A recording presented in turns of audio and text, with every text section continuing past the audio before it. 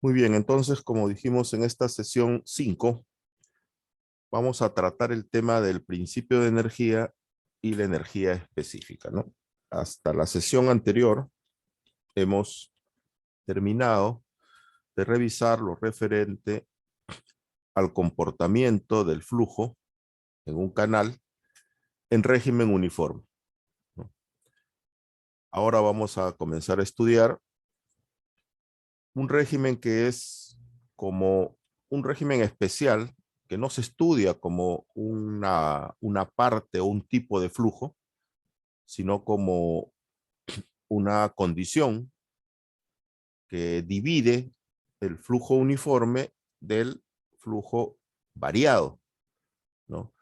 Y propiamente entre el flujo uniforme y el flujo gradualmente variado. Entonces hay una condición intermedia a la cual se le ha dado por llamar el régimen crítico. Y el estudio del régimen crítico parte del estudio de una de las ecuaciones fundamentales de la hidráulica, que es la ecuación de la energía, ¿no? Y dentro de esa ecuación de la energía, lo que estudiamos es la energía específica, ¿no? Entonces, el régimen crítico está basado en el estudio de la energía específica, ¿no? En ese principio. Por lo tanto, los temas que vamos a desarrollar en esta sesión de hoy es primero explicar o recordar la ecuación de la energía y a partir de ahí describir lo que es la energía específica a gasto constante y cuáles son sus características. Seguidamente, como aplicación de estos fundamentos, ¿no?, hidráulicos, entonces veremos su expresión matemática a través de la ecuación general del régimen crítico y específicamente en el cálculo del tirante crítico, ¿no? Entonces aparece un nuevo tirante diferente al que hemos ya estudiado, que es el tirante normal o el tirante en régimen uniforme, ¿no?, que lo hemos visto en, como se dice, a condiciones normales, donde no varían las variables hidráulicas, ¿no? Entonces, a ese tirante de régimen uniforme le vamos a llamar a partir de ahora el tirante normal. Y lo que vamos a ver ahora en el régimen crítico, aplicando las ecuaciones o los fundamentos de energía específica, es un nuevo tirante, el tirante crítico se va a llamar, ¿no? Entonces vamos a plantear las ecuaciones y metodologías de cálculo de este nuevo tirante. Y finalmente vamos a ver algunos ejercicios de aplicación. En ese sentido, el logro que queremos hoy día llegar es que ustedes puedan primero conocer los conceptos, las fórmulas y metodologías de cálculo del régimen crítico a través de estos ejercicios prácticos, ¿no?, para el diseño de algunos tramos especiales, ¿no?, o sea, tramos de canales especiales donde eh, actúa este régimen crítico.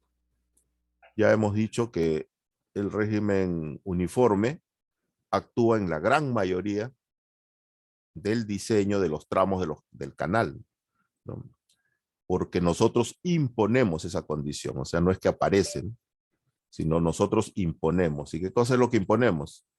Imponemos una pendiente baja para que la velocidad sea baja y se provoque este flujo uniforme. ¿Cómo lo hacemos?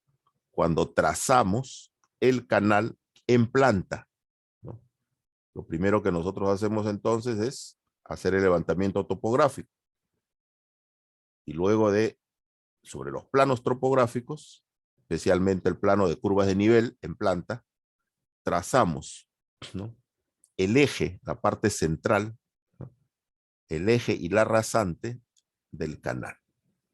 Y en ese momento es que nosotros buscamos que llevar el canal con una pendiente baja. Eso va a depender de cómo este trazado corta las curvas de nivel, ¿no es cierto? Eso ya lo hemos estudiado en topografía. Si cortamos curvas de nivel en una corta distancia, estaremos provocando grandes pendientes. Entonces vamos a tratar de cortar lo más largo posible entre curva y curva. Entonces, porque cada curva es una altura, ¿no? Entonces, si yo logro la mayor distancia, voy a lograr la pendiente más baja. Por lo tanto, se va a producir velocidades bajas. Esto, como ya también lo he mencionado antes, lo vamos a ver en la cuarta unidad, ¿no? Lo vamos a hacer en forma práctica, ¿no? Este trazado. Entonces, todo esto vamos aplicando para ese tipo de momentos, ¿no? Entonces, hay momentos donde va a aparecer este régimen uniforme. Es un momento especial, no se repite a veces muy comúnmente. Y esto lo queremos hacer demostrando responsabilidad y criterio lógico, ¿no? Recordemos la ecuación de la energía entonces. Lo hemos visto en las primeras clases y también lo hemos visto en Fluidos 1. Pero ya hemos explicado cómo se aplica esta ecuación de la energía en el caso de conductos abiertos, ¿no? Esta ecuación de la energía deriva de lo expresado en el principio de la conservación de la energía. Que la energía no se crea ni se destruye, solo se transforma, ¿no es cierto? Entonces, de ese principio establecido, entonces se ha derivado esta ecuación aplicada a la hidráulica y que ya hemos, como digo, explicado anteriormente, ¿no? Entonces, esta energía se calcula sumando tres componentes. Un componente de velocidad o energía de velocidad, también se llama, la energía que da la energía cinética, que sería la energía del flujo, ¿no? Expresada por el tirante, ¿no? El tirante del agua, de la lámina de agua. Y una tercera energía que sería la energía de posición, ¿no? O sea, por la ubicación del lugar donde calculamos la energía.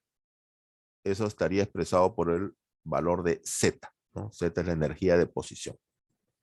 Entonces, habíamos dicho también que ese valor Z es una altura tomada desde un nivel de referencia arbitrario, ¿no?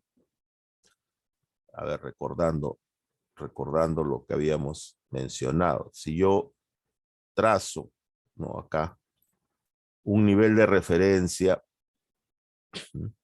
vamos a ponerle NR, un nivel de referencia arbitrario, porque yo lo puedo colocar más arriba, más abajo, ¿no? Y desde este punto, mido una altura, ¿no? Esto sería Z, ¿no? Entonces Z es la altura perpendicular medida o tomada desde ese nivel de referencia arbitrario hasta el fondo del canal. Y eso determinaría su posición, ¿no? Por eso se llama energía de posición. Es una altura de posición. Y se expresa, ¿no? En metros sobre el nivel del mar, pues, ¿no es cierto? Una posición de ubicación, porque esto no puede analizarse en el aire, ¿no es cierto? Debe tener un punto de referencia. Entonces, por encima, habíamos dicho, del fondo del canal, viene el tirante. Ahí está, tirante. Y por encima del tirante viene la altura de la energía de velocidad o altura de velocidad, que se expresa por esta relación, velocidad al cuadrado entre 2 veces la gravedad. La suma, si queremos ya expresar, ¿no? Completo, esta E,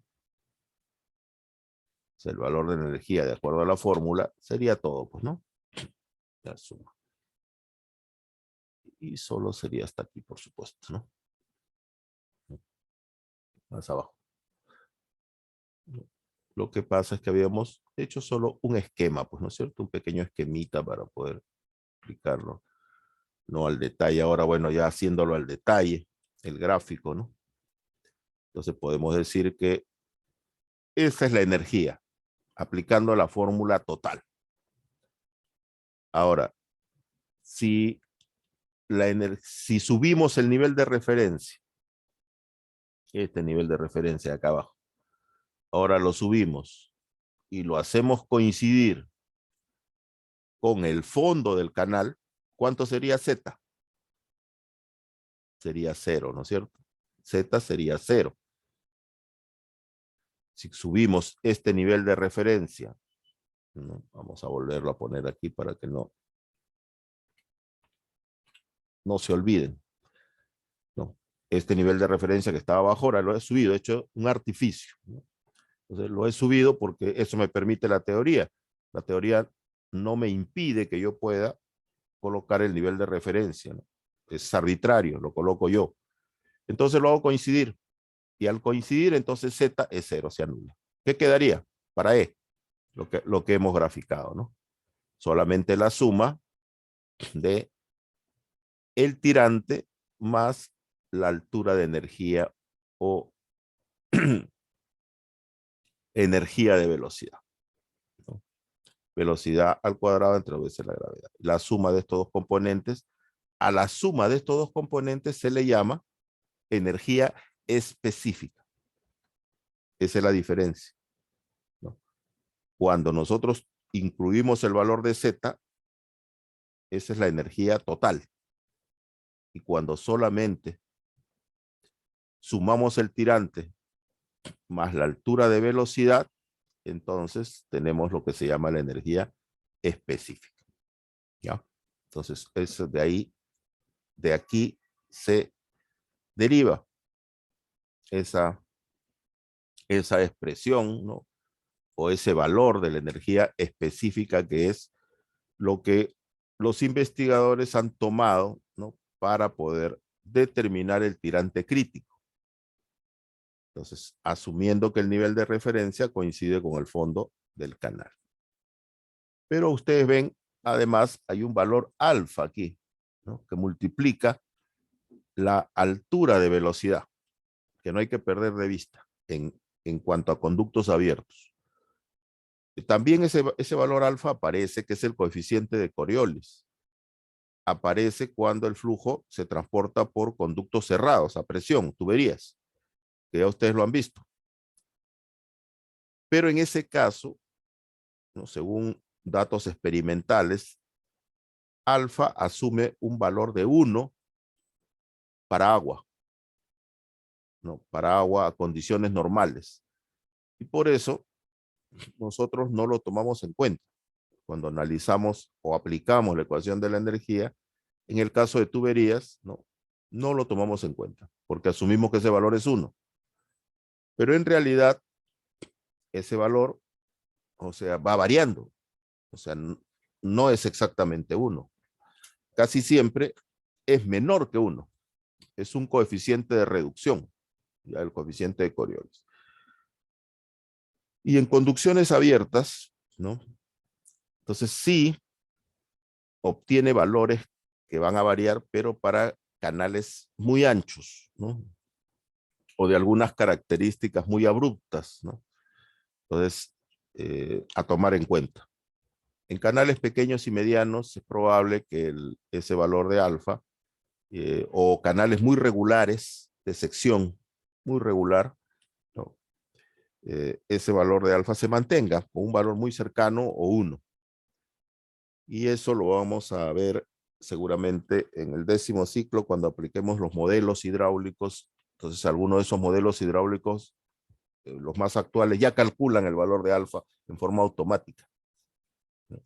Y ahí entonces vamos a recordar seguramente, porque entre los resultados que nos dan el modelo, entonces salen pues valores del coeficiente de Coriolis, ¿no? Así como y van a observar que ese valor es menor que 1 y tiene incidencia en la altura de velocidad, ¿no? Entonces, si es un valor que multiplica la velocidad, entonces va a tener, y si es un valor significativo, entonces va a incidir en el cálculo del tirante, ¿no es cierto? Porque va a reducir el valor de la velocidad. Entonces, si lo aplicamos en la ecuación de la continuidad, por ejemplo, entonces va a tener un efecto directamente proporcional con el caudal, ¿no? Y con el tirante, con el área. Entonces hay que tener lo presente, ya ese valor del coeficiente en esas condiciones, en ese momento. Por ahora, vamos a seguir considerando que tiene un valor de 1 y que estamos trabajando con una sección, pues, regular, ¿no? Una sección geométrica del canal regular. Porque recordemos que la hidráulica de canales estudia canales artificiales, ¿no es cierto? Eso hemos dicho en la primera clase. No estudiamos canales naturales propiamente, ¿no? O sea, eso lo estudia la hidráulica fluvial. Entonces, ahí sí, ¿no? Va a tener incidencias por la variabilidad que tiene. Otra aclaración que debemos hacer antes de presentar las relaciones es con respecto a la inclinación de la pendiente, ¿no? Entonces, que yo exageradamente le he puesto ahí para que ustedes puedan observarla, ¿no? Esa inclinación de la pendiente también tiene algunas consecuencias posteriores, ¿no? En algunos cálculos o aplicaciones a obras hidráulicas. Cuando esa pendiente pasa los 10 grados, experimentalmente se ha demostrado, ¿no? Cuando pasa los 10 grados ya tiene pues incidencia, ¿no es cierto? Porque ya no estaríamos hablando de un flujo uniforme, sino estamos hablando de un flujo variado, ¿no? Probable que estemos ahí en una inclinada con una rápida, ¿no? Entonces ahí hay alguna influencia en la verticalidad de este tirante, ¿no? Porque este tirante propiamente tendría que ser la perpendicular entre el fondo, ¿no? Y la altura de la lámina de agua, ¿no? Tendría que ser la perpendicular. Entonces, ¿cuándo? Eso lo hemos colocado aquí. Que si la inclinación del fondo del canal es menor a 10 grados, entonces el valor del coseno del ángulo es muy semejante a la unidad. O sea, si hacemos un triángulo rectángulo, ¿no? Entre la altura aquí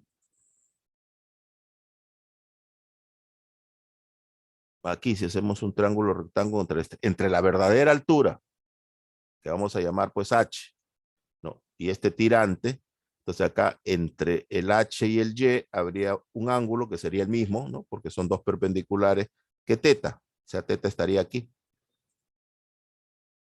Ahí estaría teta, ¿no? Ese sería teta.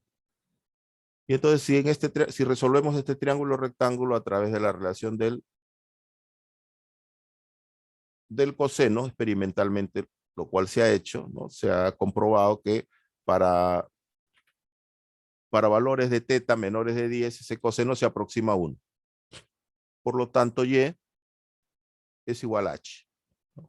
Por eso es que no lo hemos considerado, ¿no? Porque estamos analizando en condiciones normales, ¿no? Si eso superara, vuelvo a decir, entonces ahí sí va a tener incidencia, pero ya no tiene incidencia esa diferencia entre Y y H, sino lo que tiene incidencia es que el flujo se convierte en flujo gradualmente variado o variado en general. Y entonces, ¿cuál es la característica del flujo variado? Que para una distancia la altura va a ir modificándose. Entonces ya no tiene mucho sentido, ¿no? Entrar al detalle en el punto si Y es igual a H o no es igual a H o cuánto es su diferencia, porque el tirante va a ir disminuyendo para cada altura, ¿no? Va a ir variando. Entonces lo que se mide ahí es la variación, ¿no? ¿Cuánto varía con respecto a un delta de X? ¿Cuánto varía Y?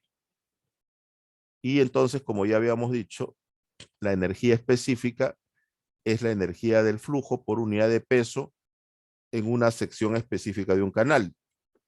Y matemáticamente se expresa como la suma del tirante más la altura de velocidad cuadrada. Entonces, eso es lo que vamos a estudiar ahora, la energía específica.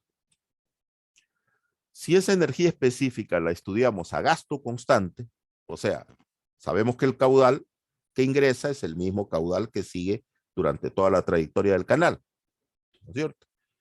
Entonces, para esa condición, que es la condición del flujo permanente, entonces si nosotros quisiéramos graficar, ¿no?, la energía específica a gasto constante, esta energía nos describe esta curva, la que ustedes ven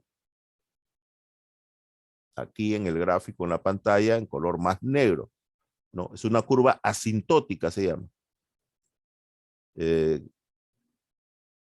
tiene algunas características que nos entrega esta curva. Lo primero que pueden ustedes observar es que la curva se desarrolla, ¿no?, hasta un punto mínimo. Si nosotros hacemos un eje coordenado XY, donde en el eje Y está el tirante y en el eje X están los valores de la energía, ¿no?, tirante, o sea, para un valor de Y, vamos a obtener un valor de energía. Y entonces el valor de energía va a ir variando en función de los valores del tirante. Si el tirante varía, la energía varía, ¿no? Entonces, ¿de dónde parte ese criterio de la ecuación? ¿No es cierto? Aquí tienen energía igual Y más velocidad al cuadrado entre veces la gravedad. Pero el caudal es constante, ¿no es cierto? Y si el caudal es constante, yo puedo hallar el valor de la velocidad en función de ese caudal, aplicando la ecuación de la continuidad, ¿no es cierto? Velocidad será igual a caudal entre el área. Pero el área, vamos a suponer que sea rectangular, es B por Y, donde B es conocido y Y sería la incógnita. Entonces, toda la ecuación va a estar en función de Y. Si yo le doy un valor a Y, entonces va a variar la velocidad, ¿no? Y al sumarlo, al aplicar toda la ecuación, voy a obtener un valor de energía. Luego le doy otro valor a Y. Y entonces, realizando la misma operación, voy a encontrar otro valor de energía. Entonces, lo que se ha hecho es tabular, ¿no? A ver, vamos a hacer un... O sea, se ha hecho un cuadrito para construir esa curva, ¿no? Lo que hemos hecho es una tabla de tabulación de valores, donde hemos asumido valores de Y, aquí, y hemos obtenido valores de energía, ¿no? Entonces, para un valor de Y, hemos obtenido aplicando la ecuación de energía específica, ¿no? Y conociendo como dato el valor del caudal, porque decimos que el caudal es constante. Y luego de esa tabulación, entonces ha aparecido, hemos ploteado, ¿no?, los valores coordenados de cada uno de estos puntos, y al unir todos esos puntos sale este gráfico, ¿ya? Este gráfico sale entonces de ese procedimiento. Y como les decía, ¿qué cosa es lo que nos otorga este gráfico? ¿Qué cosa podemos ver? ¿Para qué lo construimos? Lo primero, como decía, que pueden observar ustedes que el punto menor, o sea, donde la curva pasa de cóncava a convexa, ¿no?, en este punto está la energía mínima. Acá abajo, miren, si ustedes bajan una recta desde ese punto mínimo hacia el eje X, donde están los valores de energía, dice la teoría, ahí se encuentra la energía mínima.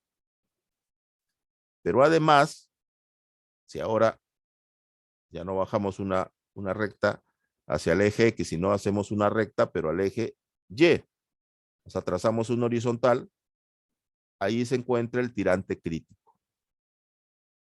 Entonces, una de las maneras de calcular el tirante crítico que se está produciendo en una sección transversal determinada del canal, entonces es gráficamente, construyendo primero la curva y luego del punto a escala, por supuesto, en un papel milimetrado, ¿no?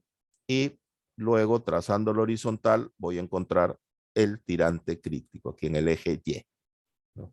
Y si bajo una recta hacia el eje X voy a encontrar la energía mínima. Entonces eso me da dos respuestas, ¿no?, que a veces me permiten resolver una cantidad de problemas, ¿no? El cálculo del tirante crítico, repito, y de la energía mínima. ¿Qué más nos da esta curva? Esta curva nos dice que todos los tirantes por encima del tirante crítico, ¿no?, o mayores que el tirante crítico, estarán en flujo subcrítico. O sea, también puedo responder a la pregunta sobre qué tipo de flujo se está produciendo, ¿no? Entonces, ¿cómo respondo a esa pregunta? Ubicando el tirante que yo quiero determinar. Si ese tirante está por encima del tirante crítico, entonces estaremos en flujo subcrítico. Si ese tirante está por debajo del tirante crítico, o por ejemplo este Y1 que hemos colocado, estará en flujo supercrítico. O sea, tirantes menores, supercrítico, tirantes mayores, subcrítico, ¿no? Y este tirante, ya hemos dicho, es el tirante crítico, ¿no es cierto? Entonces, el tirante crítico me sirve también para determinar, ¿no?, qué tipo de flujo está pasando por ese tramo que yo estoy analizando. Como yo les decía, es como una condición, ¿no? El tirante crítico se convierte en un elemento que permite condición de frontera, ¿no? Si los valores que estén por encima de ese tirante, puedo decir que el flujo es subcrítico, y si es menor, puedo decir que está en supercrítico. ¿Para qué me sirve eso? ¿Para qué me sirve saber en qué tipo de flujo estoy trabajando? Porque existen aplicaciones, ¿no?, fórmulas y procedimientos que se han desarrollado para cada uno en forma separada. Entonces depende en qué tipo de flujo estoy trabajando para aplicar un procedimiento de solución. Esas aplicaciones también se van a ver en el diseño de obras hidráulicas, ¿no? Entonces, ¿pero de dónde parte para yo saber qué procedimiento voy a aplicar? De esta definición, ¿no? De conocer primero yo en qué tipo de flujo me estoy moviendo. Si yo no sé en qué tipo de flujo no voy a poder saber cuál procedimiento elegir. Un poco para que ustedes hagan el paralelo y recuerden, en el caso de fluidos 1, por ejemplo, algo parecido es cuando determinamos si estamos trabajando con una tubería hidráulicamente lisa o hidráulicamente rugosa. Es un cálculo previo que hacemos, ¿no es cierto? ¿Y para qué hacemos eso? Para poder después aplicar una fórmula de velocidad de acuerdo al tipo de tubería, pues, que determinaba anteriormente. Si yo no sé si es hidráulicamente lisa, hidráulicamente rugosa o transicional, entonces yo no voy a poder aplicar cualquiera de las tres fórmulas de velocidad que tengo. Entonces aquí es lo mismo, ¿no? Entonces este es un conocimiento previo que debemos tener para poder después saber el procedimiento de cálculo para el dimensionado de una obra hidráulica. No son iguales los algoritmos de cálculo, sea las fórmulas o los procedimientos, cuando estoy tratando un flujo subcrítico que un flujo supercrítico. Y entonces ustedes deben recordar lo que ahora estamos viendo para hacer ese cálculo preliminar, ¿no? ¿Y cómo se hace ese cálculo preliminar? Partiendo de este gráfico, con esta relación, ¿no? Si el tirante normal es menor que el tirante crítico, tirante normal, ese Y1 del gráfico, menor que el tirante crítico, régimen supercrítico, ¿no es cierto? Si el tirante normal es igual al tirante crítico, entonces estoy en el régimen crítico. Y si el tirante normal es mayor que el tirante crítico, como hemos visto el Y2 del gráfico, entonces estoy en régimen subcrítico. Entonces, ¿cómo determino el tipo de régimen que está pasando el flujo? ¿No? Enfrentando los tirantes. Pues, el tirante normal, que se calcula con la ecuación de Manning del flujo uniforme, y el tirante crítico, que ahora vamos a ver, que se puede determinar por ese método gráfico que hemos visto, y también por fórmulas, que lo vamos a ver en este momento más adelante, ¿no? Entonces, esa es la aplicación de ese gráfico. Define, ¿no?, define el tipo de régimen. Regresemos aquí al gráfico. Entonces, el gráfico, haciendo un resumen ya y terminando, muchos de los problemas que a veces se resuelven en el capítulo de energía específica, a veces nos piden que lo resolvamos construyendo este gráfico y leyendo el gráfico. Por lo tanto, lo que leemos en este gráfico son estos tres conceptos que acabo de expresar. Primero, se permite ubicar el tirante crítico. Segundo, permite ubicar la energía, ¿no?, mínima.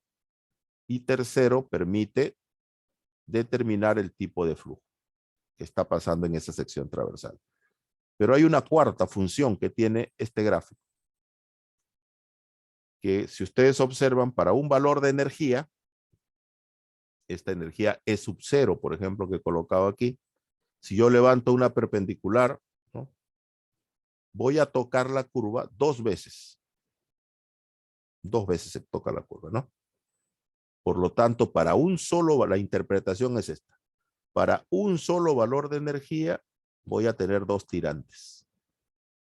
Hay dos respuestas, ¿no? Si a mí me preguntaran cuánto vale el tirante cuando la energía es 2, por ejemplo, ¿no?, yo voy al gráfico y de repente ese 2 está ahí en E sub 0. Levanto la perpendicular y voy a tener dos tirantes, porque toco la curva primero, me voy hacia la izquierda y hay un tirante. Toco la curva, si continúo la perpendicular, la toco de nuevo y voy a tener, ¿cuál vale? O cuál sería la respuesta, ¿no? Entonces a estos tirantes se le llaman tirantes correspondientes, ¿no? Tirantes correspondientes. Entonces, estos tirantes correspondientes, ¿no?, dependen de un solo. Entonces, para un valor de energía siempre van a tener ustedes dos valores del tirante. Pero la diferencia está, como ya se habrán dado cuenta y estarán ustedes mirando, en que un tirante está en flujo supercrítico y el otro va a estar en flujo subcrítico. Entonces seguramente que la pregunta, o ya han hecho el cálculo anterior y saben en qué tipo de flujo se está moviendo. Entonces de tal manera que pueden responder, ¿no es cierto? Uno de ellos nomás será la respuesta. A veces también se pregunta, bueno, ¿cuáles son los tirantes correspondientes? O sea, le piden el valor de los dos tirantes.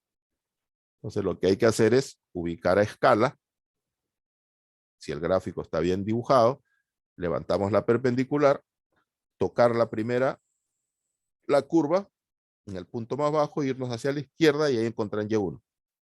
Continúan, tocan nuevamente la curva, con la misma recta que estamos subiendo, y nos vamos hacia la izquierda y encontramos Y2. Y entonces se hace la lectura y se da la respuesta de los dos tirantes, ¿no?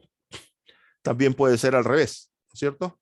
Todo lo que hemos explicado también puede ser al revés. Puedo comenzar conociendo los tirantes y de repente la pregunta es, ¿determina usted las energías? No. Entonces puedo entrar con uno de los tirantes y determinar el valor de la energía. Para determinar el valor de la energía solamente necesito un solo tirante, ¿no? Es suficiente para poder determinar el valor de la energía. Y entonces también hay problemas donde ingreso con un tirante, determino la energía y luego calculo el otro tirante. O sea, no tengo el otro valor. Me piden el otro valor, ¿no? Conociendo el tirante Y1, calcule usted el tirante Y2, ¿no?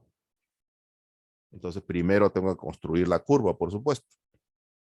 Luego ubico Y1, trazo la horizontal, subo la perpendicular y entonces calculo Y2. O sea, también me sirve para resolver, ¿no?, relaciones de tirantes correspondientes con una energía cualquiera.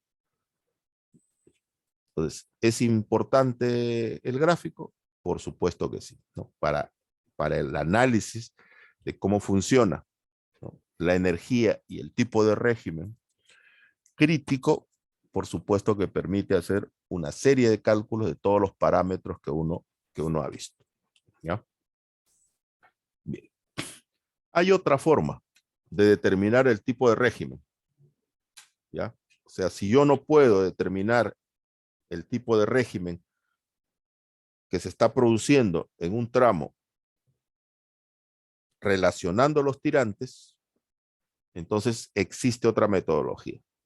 Y esa metodología es a través del número de Froh, ¿no? Entonces el número de Froh es la relación que existe entre las fuerzas gravitacionales e inerciales. y que se expresa, ¿no?, con esta relación, que el número de Froude es igual a la velocidad, ¿no?, entre el producto de la aceleración de la gravedad por un número D, por el número D, ¿no?, donde D es la relación entre el área de la sección transversal del canal que estoy analizando entre el ancho superficial. Por supuesto, parámetros que ya los conocemos, ¿no? Algunos prefieren expresar este número de Froude como la velocidad entre la raíz de la gravedad por el tirante. Lo van a encontrar en algunos libros. Yo no lo pongo aquí para que no cree confusión, porque esa fórmula solo es válida, repito, y escríbanlo si desean, que esa fórmula solo es válida para secciones rectangulares, ¿no? Y entonces a veces uno lo pone y los alumnos se confunden y yo cambio la sección y ya ese número de Froude está totalmente equivocado. Prefiero que recuerden esta, que es la fórmula general, que se aplica para todos, ¿no? Y ustedes ya irán dando cuenta que ese es un caso especial, el rectangular, donde el área es B por Y y el ancho superficial, ¿no?, es B con Z de Y, y si Z es 0, entonces B es igual a T, ¿no es cierto? Por lo tanto, se simplifica y queda solamente Y. D igual a Y. Entonces, pero ese es un caso especial, como les digo, ¿no? Entonces, que van a verlo también en, eh, por ejemplo, en el cálculo de una rápida, ¿no?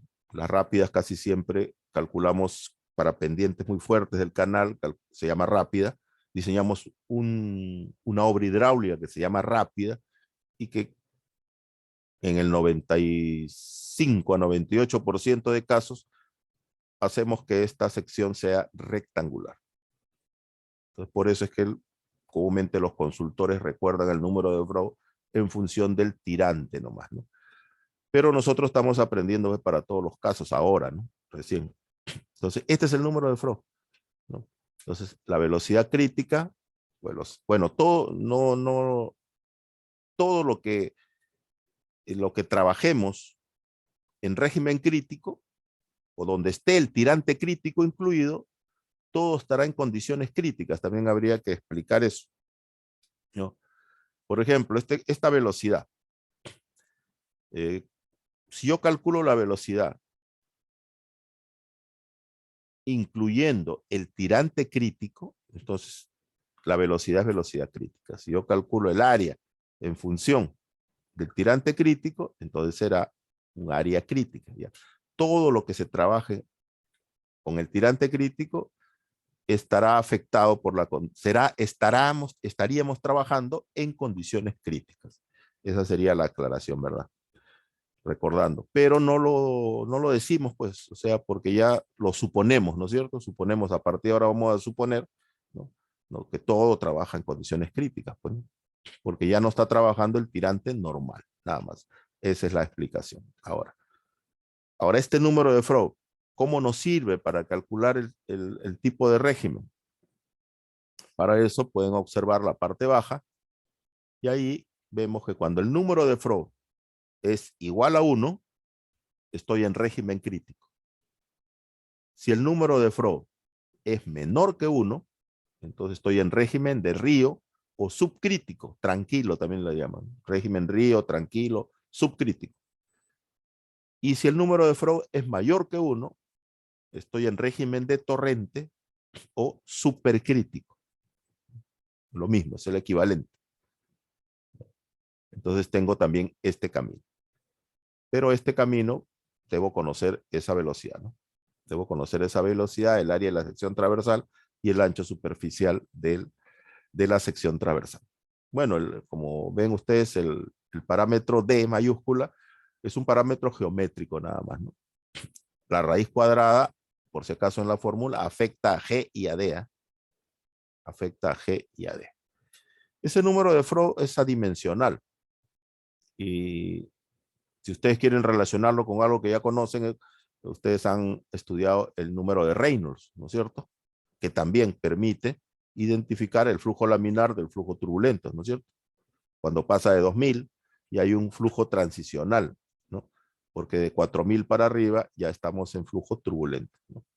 Bueno, este es su símil, pero aplicado a conductos abiertos. Entonces, para canales, el número que permite identificar también el tipo de régimen es el número de Freund.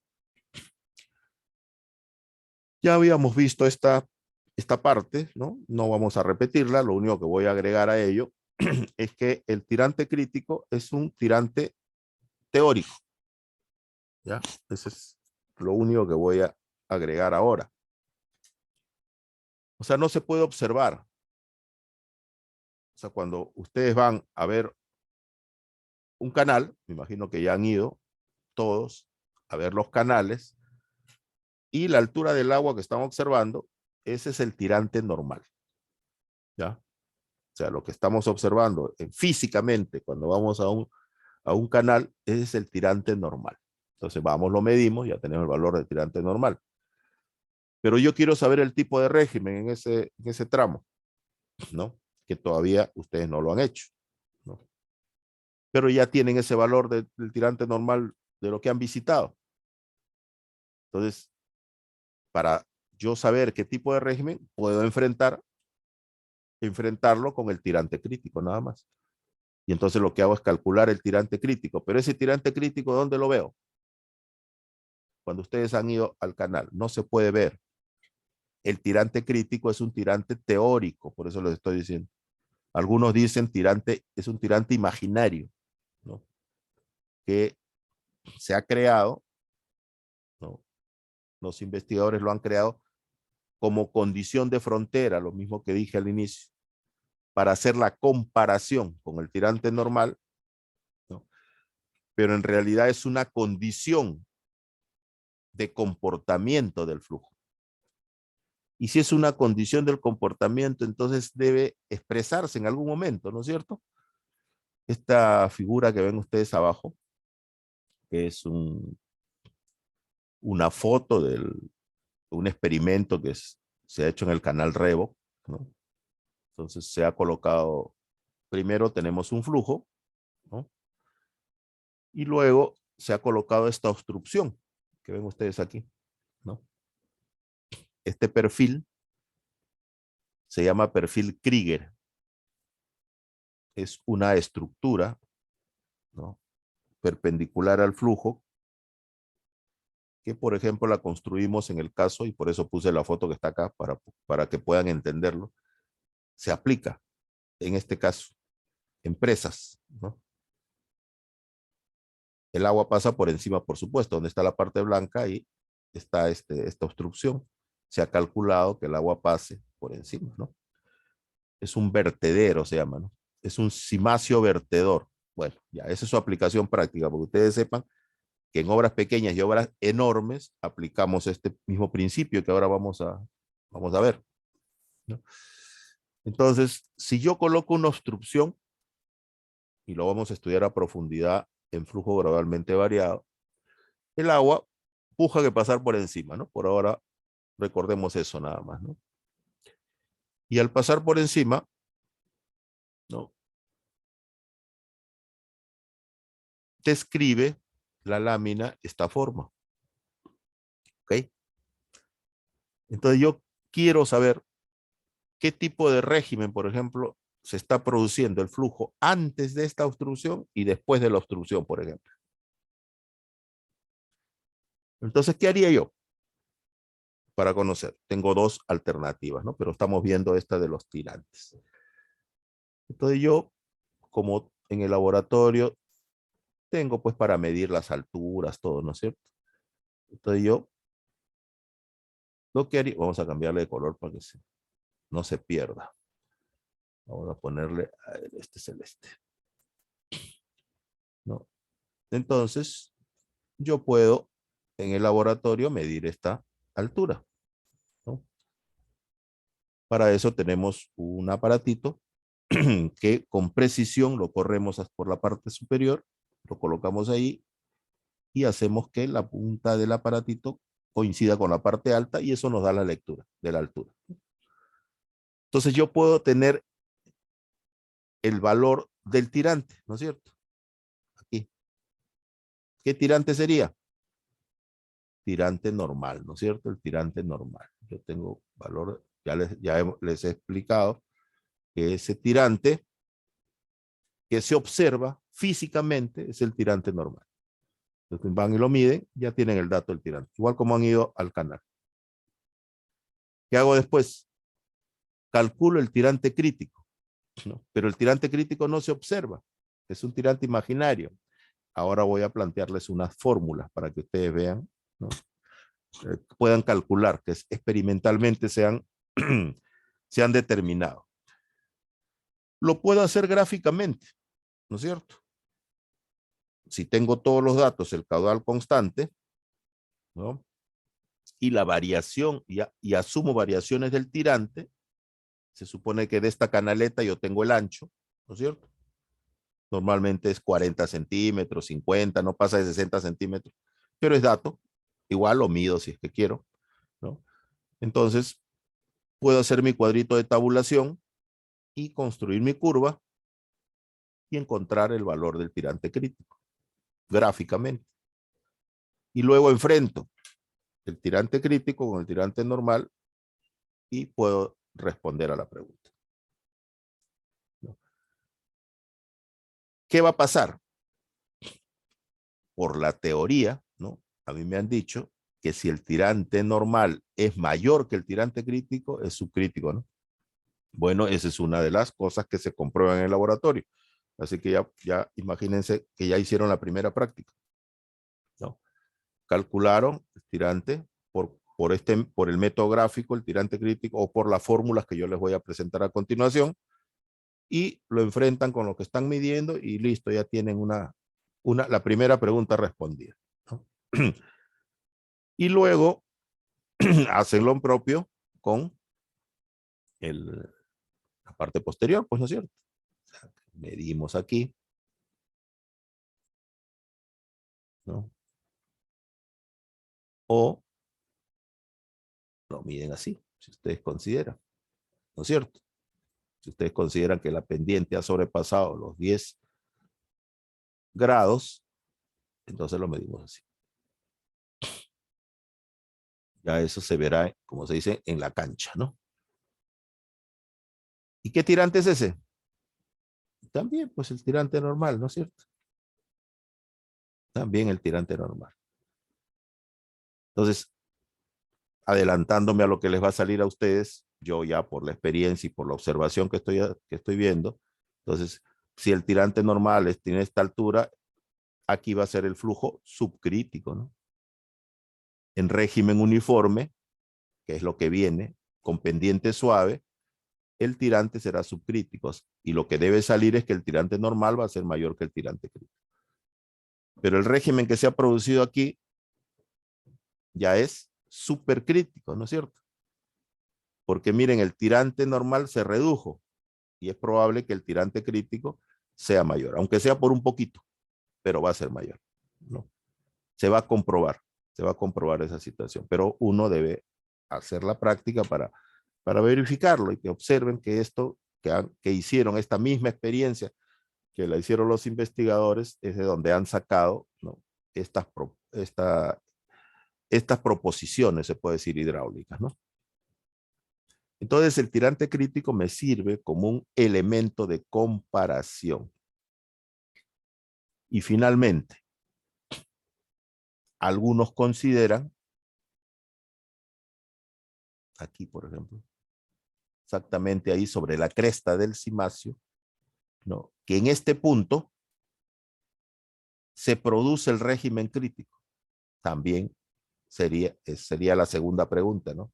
Verifique usted si en la cresta del cimacio se produce el tirante crítico. ¿Cuándo se produce el tirante crítico? Cuando el tirante normal es igual al tirante crítico. Bueno, esa es tarea, pues, para la segunda parte, cuando vayamos al laboratorio, entonces vamos a verificar eso. Si esa altura, ¿no? Si en esta altura que estamos viendo, entonces yo mido y voy a tener el tirante normal. Hago mi cálculo y debe salir que lo calculado debe ser igual a lo medido. en ese momento, ¿no?, se está produciendo el régimen crítico. Eso dice la teoría, ¿no? Habría que verificarlo. Dejémoslo ahí por el momento, ¿no? Entonces algunos, concluyendo ya, dicen que bueno, sí es observable pues el tirante crítico, no es tan imaginario como dicen, ¿no? Porque en ese momento lo que estamos mirando es el tirante crítico. No le falta razón, ¿no? Pero no es pues lo estrictamente cierto, ¿no?, con respecto a la teoría, ¿no? Porque como en ese momento el tirante normal adquiere el mismo valor teóricamente que el tirante crítico, entonces sí estamos mirando los dos tirantes, pues es verdad, ¿no? Pero realmente estamos observando el tirante normal, ¿no? Pero bueno, si alguien quisiera, se observa el tirante crítico, en algún momento se puede mirar, bueno, sí, cuando iguala al tirante normal, ese podríamos decir que así se puede observar el tirante crítico, ¿no? Bien, estamos borrando.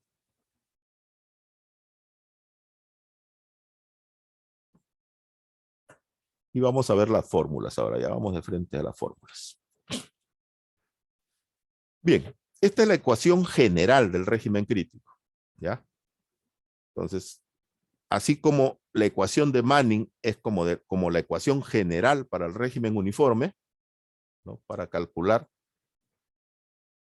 el tirante normal en régimen uniforme, entonces se calcula con Manning, ¿ya?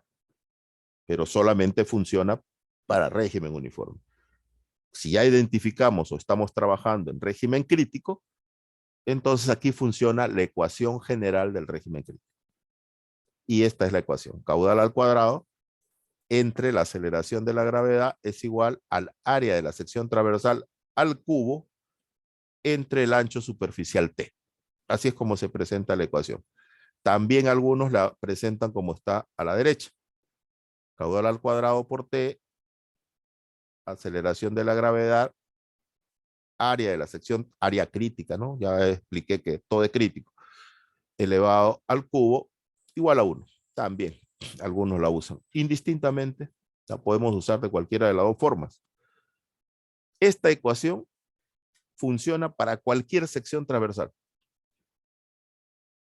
Y voy a presentar ahora unas ecuaciones que son solamente para un tipo de sección.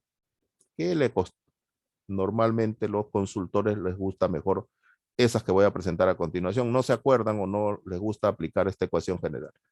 Pero ustedes acostúmbrense más con la ecuación general porque esta resuelve cualquier caso. Si ustedes se acuerdan y la aplican, ¿no? Si lo que pasa es que a veces los datos nos faltan datos, ¿no? Nos faltan datos para aplicar. Pero no, los datos están ahí, ¿no? Están o directa o indirectamente como ya hemos aplicado, ¿no?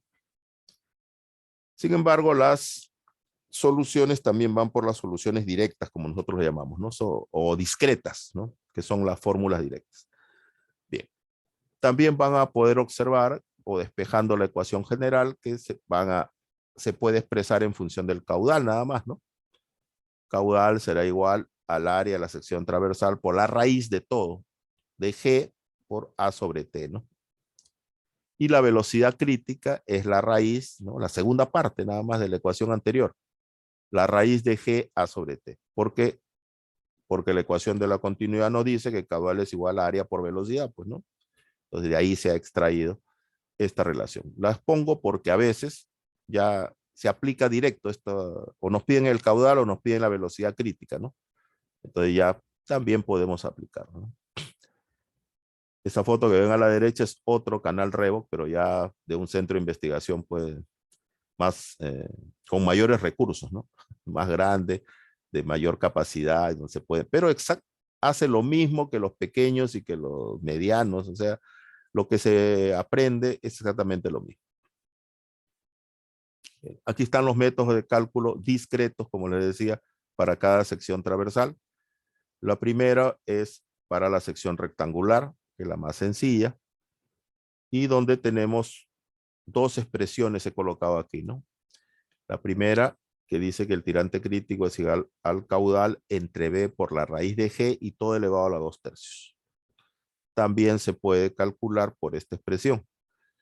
Y sobre C, tirante crítico, es igual a 0.467 por el caudal específico, o caudal unitario, también le llaman algunos, ¿no? Elevado a la 2/3. Y ya hemos explicado, ¿no?, anteriormente, que el caudal unitario, caudal específico, es el caudal entre el ancho superficial.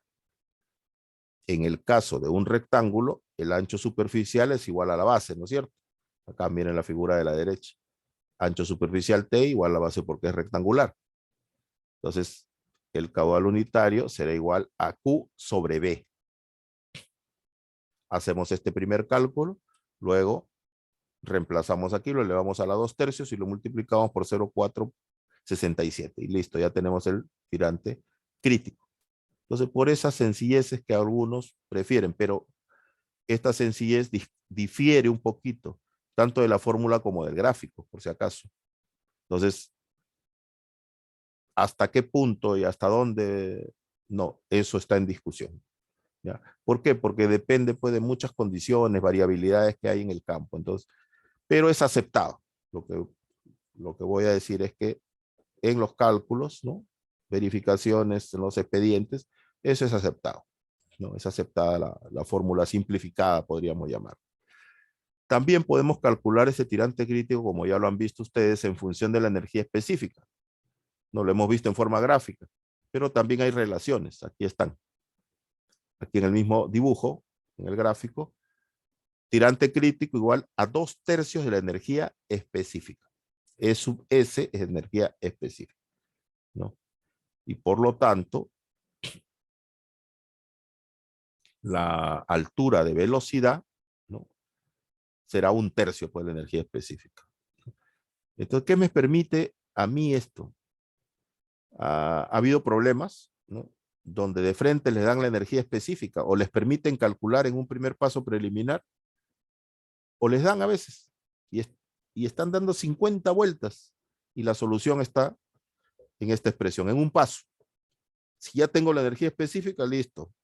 Lo multiplico por 2/3 y ya tengo el tirante crítico. Y se rompen la cabeza por el otro lado y no encuentran, le faltan datos, ¿no? Por no acordarse que también el tirante crítico se puede calcular en función de la energía específica, ¿ya?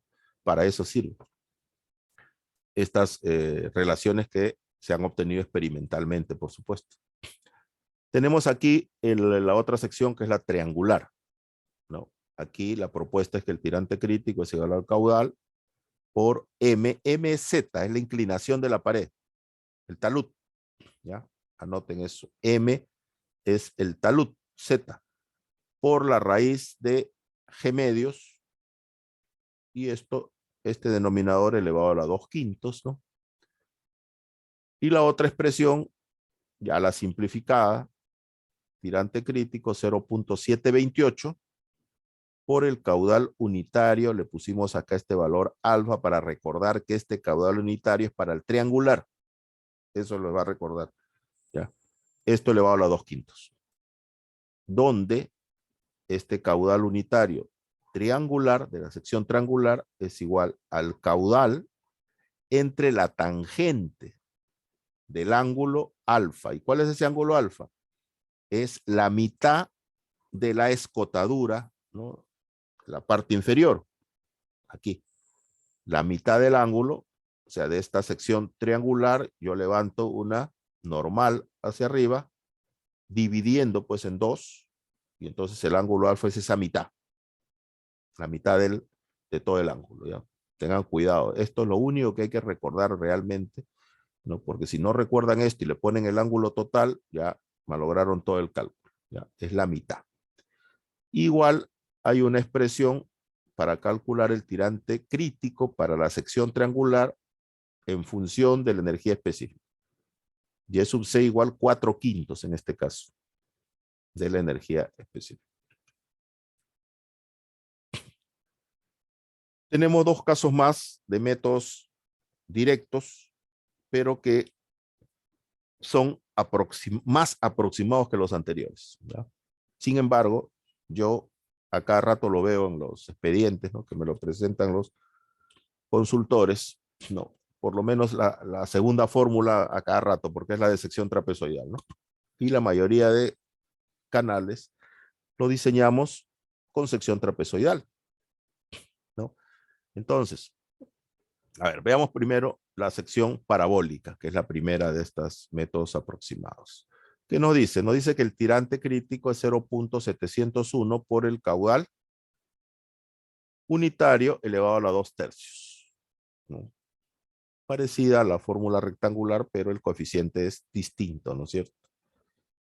Y la otra diferencia es que ese caudal unitario es igual a Q por T, esta es la fórmula general.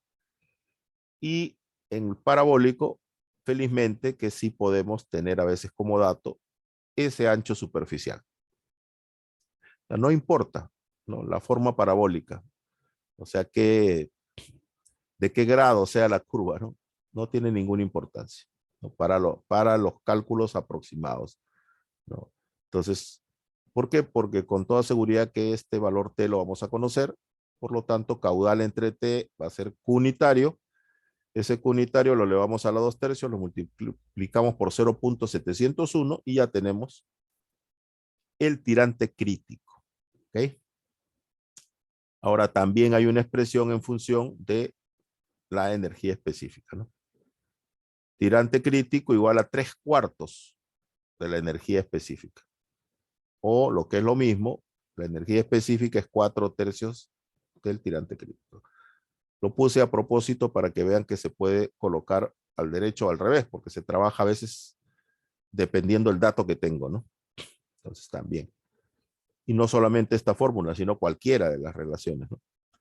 Finalmente, aquí tienen la fórmula para calcular el tirante crítico en la sección trapezoidal.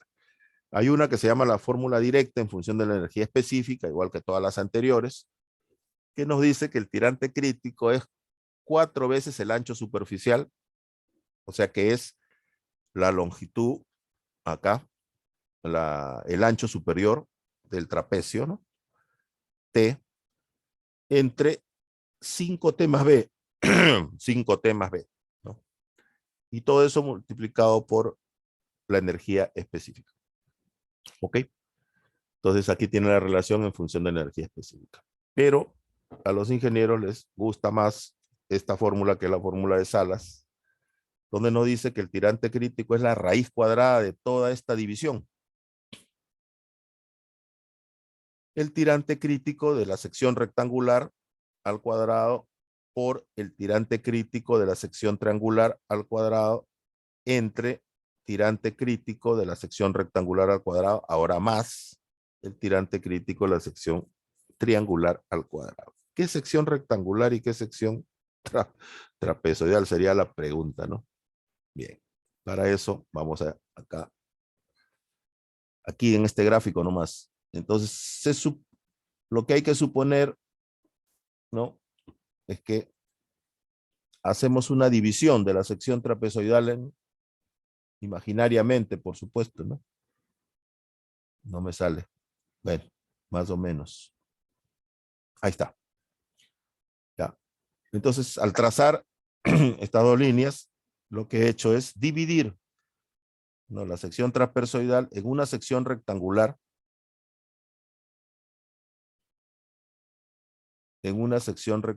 central. No sé qué me pasa hoy día, no está bien. El pulso, ¿será porque perdió Perú? A ver, una sección rectangular más una sección triangular. Uniendo los dos extremos, se forma una sección rectangular. Entonces, lo que dice Salas, ¿no?, es, calcule usted el tirante crítico de la sección rectangular, ¿no?, y luego calcule usted el tirante crítico de la sección triangular, en forma independiente, con las mismas medidas que tiene entonces lo dividimos, calculamos independientemente de esta primera sección, con las fórmulas conocidas, y luego calculamos independientemente, y luego reemplazamos, ¿no?, estos dos valores en la ecuación. Y con eso se obtiene el tirante crítico de la sección trapezoidal. Eso es lo que nos recomienda Salas, como digo, y la mayoría de consultores lo realizan por esa metodología, ¿no? Ahora, vamos a encontrar otras relaciones más modernas en los libros, por supuesto que sí. En hidráulica, y yo vengo diciéndolo y lo refuerzo, van a encontrar relaciones, cantidades, todos los años van apareciendo nuevas investigaciones, nuevas propuestas, ¿no? Primero aprendamos las que nos sirven de base, ¿no? Estos son los fundamentos. Son las que funcionan, las que lo hemos aplicado muchos años, ¿no? Por experiencia. Después, quien quiere especializarse, conocer algo o experimentar, no hay ningún inconveniente, ¿no? Pueden utilizar cualquier relación que encuentren ustedes, porque la van a encontrar, ¿no? En hidráulica, a diferencia de otras especialidades, van a encontrar. Y más aún en un país como el nuestro, donde no tenemos reglamento de obras hidráulicas, entonces viajan jóvenes a Holanda, se capacitan y vienen con nuevas fórmulas, ¿no? Viajan jóvenes a Francia, vienen con nuevas fórmulas, a Inglaterra, a Estados Unidos, a Rusia, ¿no? Y entonces la pregunta es, ¿cuál vale? Siempre hay que regresar a los fundamentos, ¿no? Porque esas nuevas fórmulas han sido derivadas de estos fundamentos. Y no solamente hablo de este tipo de capítulo, en general, de todos los capítulos, inclusive en el dimensionamiento de las obras hidráulicas, siguen apareciendo nuevas relaciones, pero hay que validarlas para cada país, pues, ¿no es cierto? Cuando produzcamos nuestras propias relaciones en nuestros propios laboratorios y en nuestras propias condiciones climáticas, ambientales, ¿no? Etcétera, entonces ahí podríamos confiar pues al 100%. Muy bien. Tenemos un método que es el, bueno, vamos a hacer, a ver. Bien, entonces estas son las ecuaciones directas para determinar el tirante crítico. Vamos a ver ahora un método adicional que se llama el método gráfico, que al igual que en el diagrama de Ventechon, ¿no? Para cálculo de tirante normal, también Ventechon nos otorga, nos facilita, ¿no? Un gráfico que funciona bastante parecido, pero ahora para el cálculo del tirante crítico, ¿no es cierto? Entonces a este también podemos utilizar esta metodología.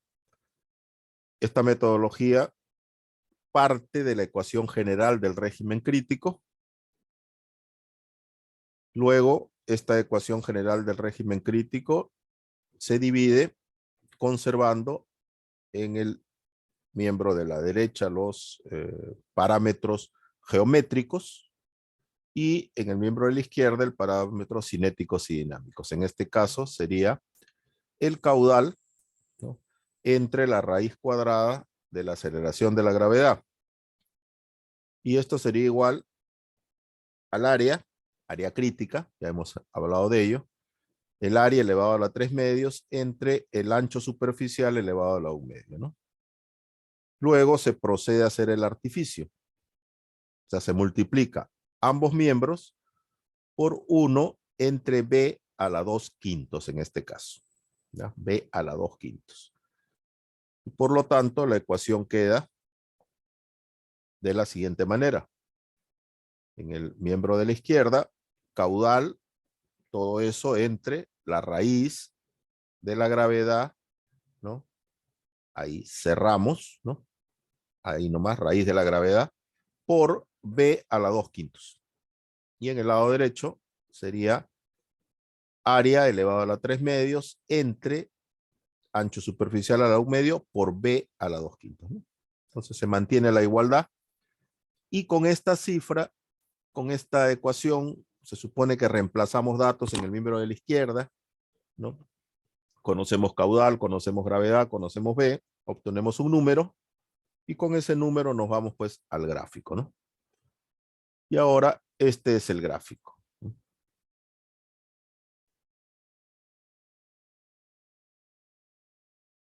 Entonces, este es el gráfico.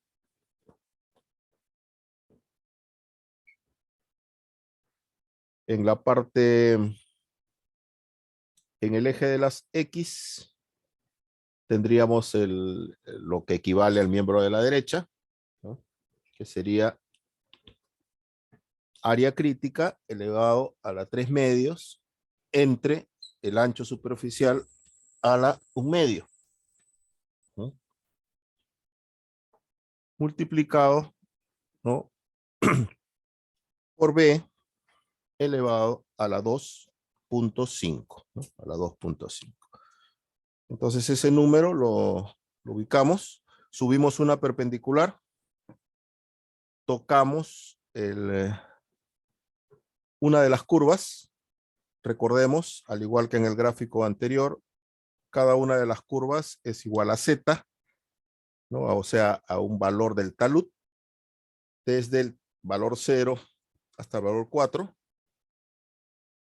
Logramos la intersección, nos vamos hacia en este caso, bueno, hacia la derecha, ya no hacia la izquierda, hacia la derecha, y encontramos la relación tirante crítico entre B.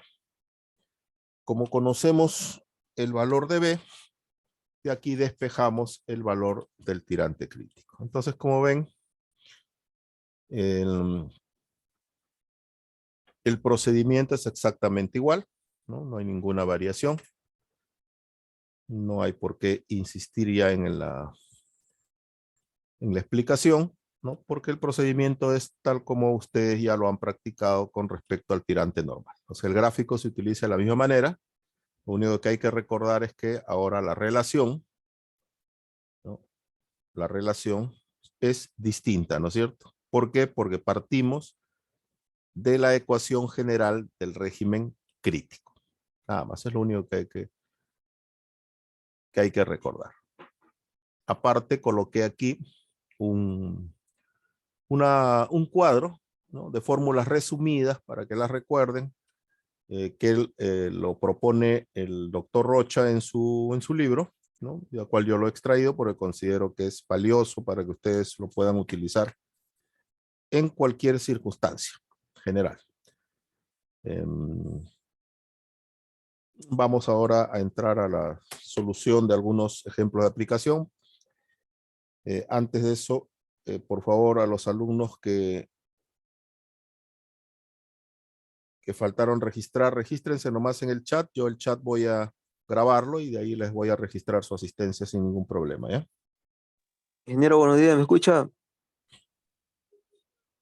Sí, te escucho, pero regístrense en el chat nomás, por favor, ¿ya? Ya bien, ingeniero. Bien, ¿qué dice el primer problema? Dicen, para un régimen de flujo de 14 metros cúbicos sobre segundo, en un canal rectangular de 12 metros de ancho, la profundidad del agua es de 1.2 metros. Entonces se desea saber, primero, ¿qué tipo de flujo tenemos? ¿Subcrítico o supercrítico? Para una coeficiente de rugosidad de 0.017. Luego me preguntan cuál es la pendiente, ¿no? Crítica de este canal para este régimen de flujo. Y finalmente me preguntan qué pendiente del canal deberá proveerse para producir un flujo uniforme a una profundidad de 1.2 metros, ¿no? Entonces, 3 preguntas. Vamos resolviendo la primera entonces, ¿no?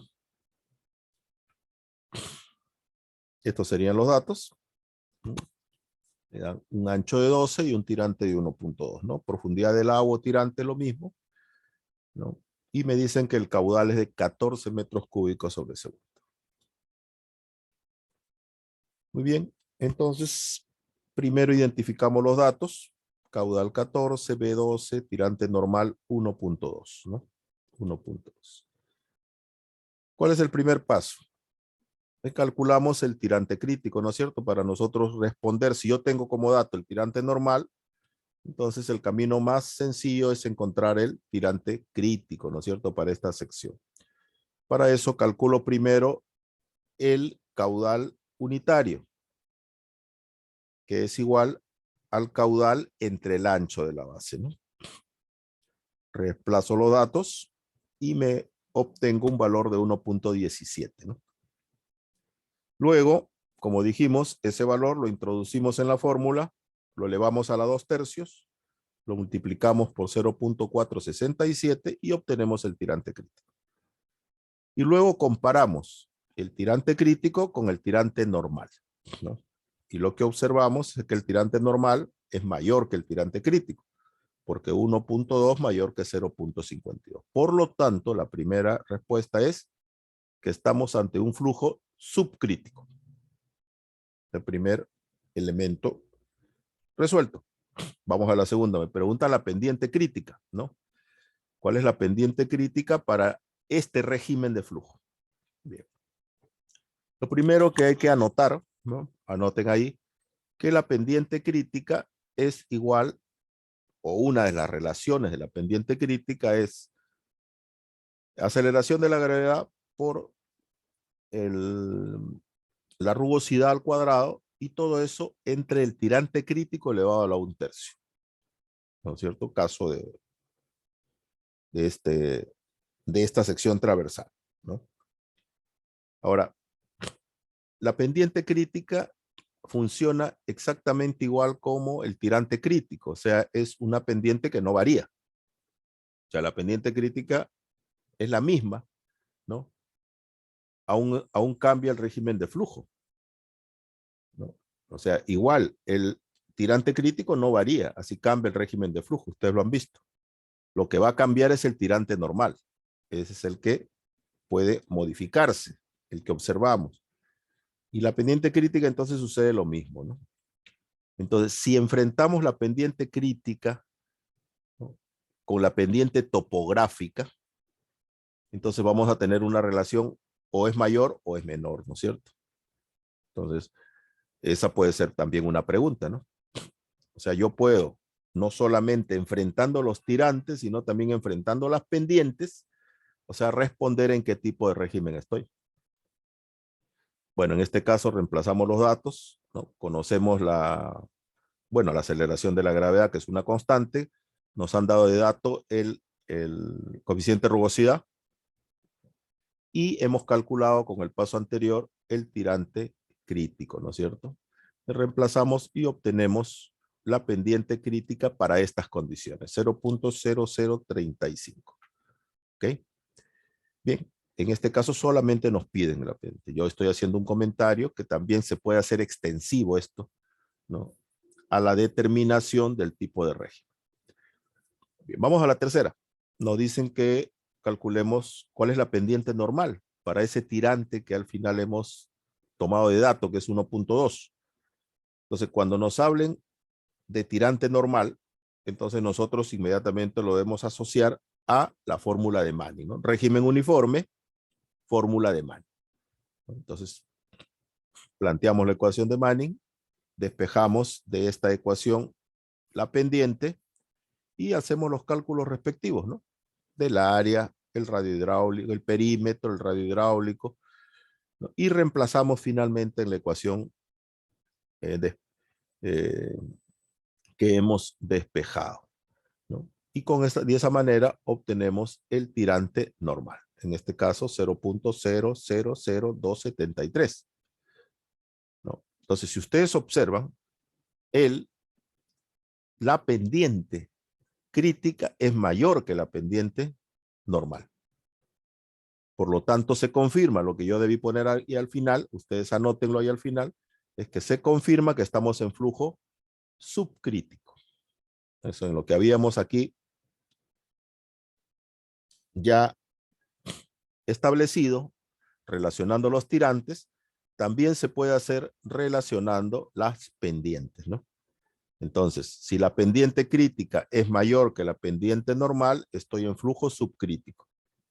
Si la pendiente crítica es menor que la pendiente normal, entonces estoy en flujo supercrítico. Entonces también podemos ir por ese por ese lado y hacer una comprobación o verificación, ¿no?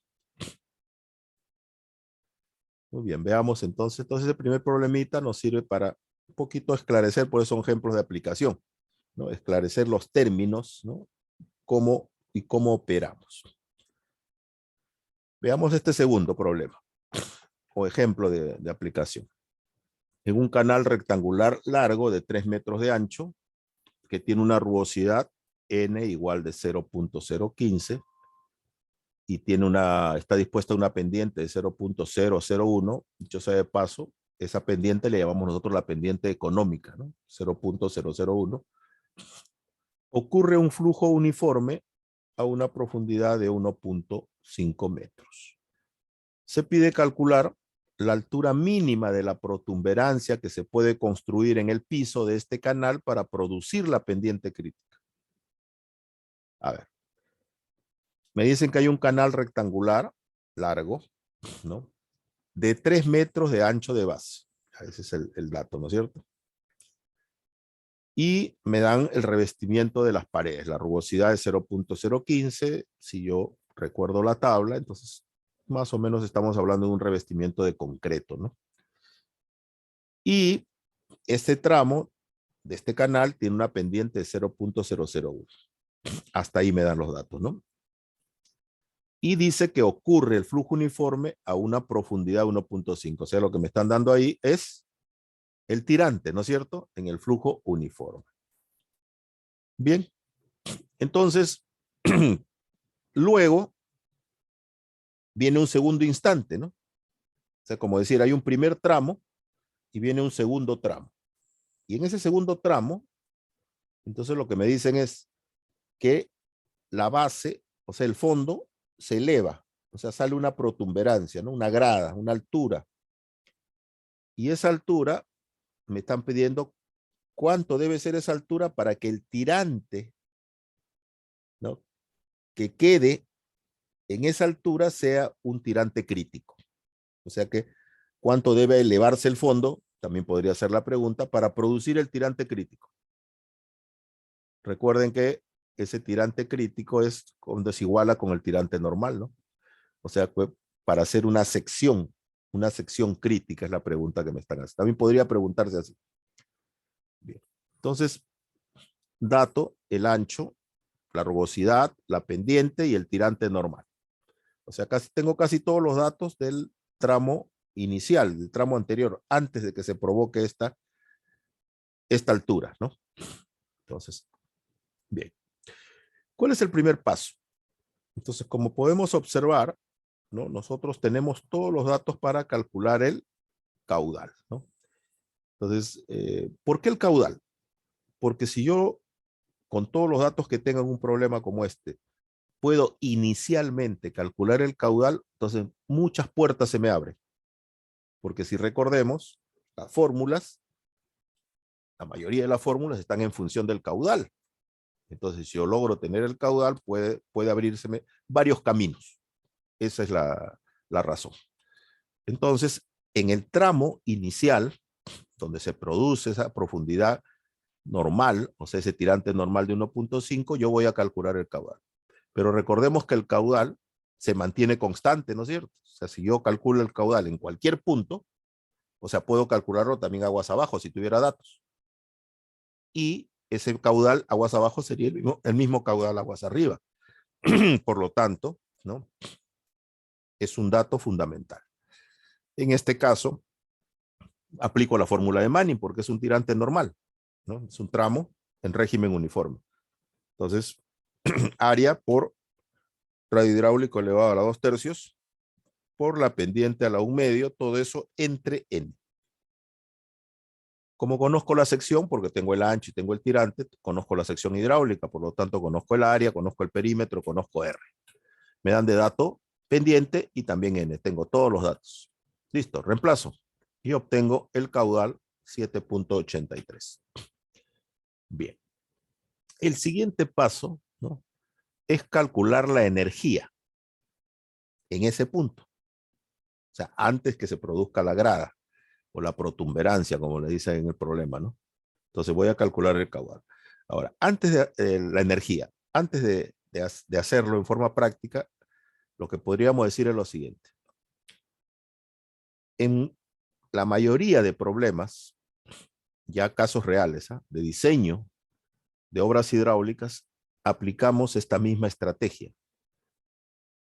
Nosotros podemos a veces asumir un dimensionado, ¿no? Es una forma de resolver problemas en general, en ingeniería civil, en cualquier especialidad, ¿no?